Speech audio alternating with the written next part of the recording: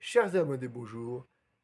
Cette minute a pour titre Vérité et relativité.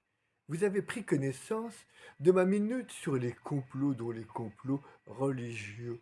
Or, Annabé, lisant mes remarques à ce sujet, m'écrit en évoquant une sœur, amie commune, colportant ses prétendus messages célestes quotidiens. Laissez-la dire si cela lui fait du bien. Cette mise en perspective me rappelle que Vérité et Relativité ont fait l'objet d'une série de 10 films sur les 10 commandements de Christophe Kieslowski, chacun mettant en scène des situations faisant poser une question sur les 10 commandements, le fameux décalogue. Arrivé au 8e commandement, ce dernier l'a bien pris au mot. Tu ne témoigneras pas faussement contre ton prochain. Notez bien qu'il n'est pas question du mensonge dans ces 10 commandements. Malgré tout, Kieslowski nous présente une jeune femme se demandant si elle est ou non enceinte et se rend dans un centre d'imagerie médicale pour y passer une échographie. Après discussion avec elle, le gynécologue apprend qu'en cas de grossesse, elle ne souhaitait pas garder cet enfant. Ce praticien, très catholique, comme c'est le cas en Pologne, se trouve devant un cas de conscience.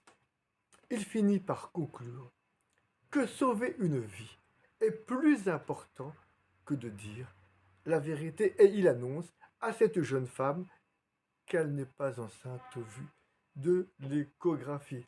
De fait, cette jeune femme accoucha, garda l'enfant et ne regretta pas d'avoir écouté son gynécologue, même s'il lui avait menti. La hiérarchie des valeurs trouvait donc dans ce film tout son sens selon Kieslowski. Ce qui se passe durant l'occupation ressemble exactement à cette mise en perspective quand ceux que l'on appellera les justes jurèrent de ne avoir jamais identifié ni croisé de juifs de leur entourage et de n'en avoir jamais hébergé. Ce mensonge sauva des milliers de vies. Je n'irai pas jusqu'à dire qu'inventer des messages quotidiens mis dans la bouche de la Vierge Marie relèverait du pieux mensonge, mais en relativisant.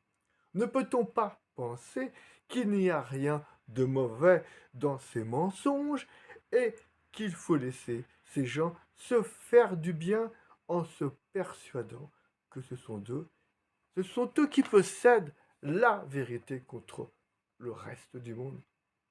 Chers abonnés, je vous laisse méditer sur ces films de Kieslowski, sur ces mises en scène et sur cette question précise. Est-il bon de laisser mentir les gens? Je vous dis à très bientôt, comme d'habitude.